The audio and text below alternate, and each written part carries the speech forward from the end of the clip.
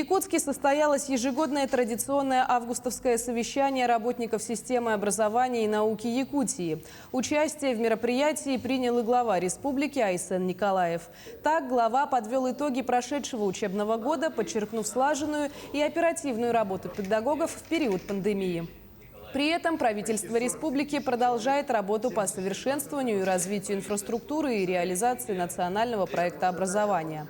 Однако, по словам Айсена Николаева, несмотря на высокие результаты работы некоторых общеобразовательных учреждений, республика по-прежнему отстает от среднероссийских показателей и находится на 49-м месте в общем рейтинге регионов страны.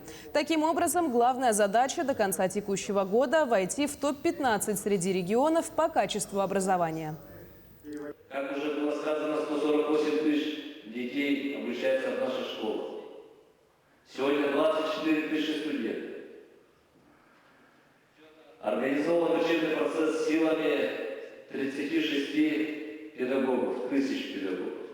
Это огромная армия людей, которые могут реально изменить ситуацию на территории Республики Саха-Якутия, обеспечить успешное развитие нашей республики.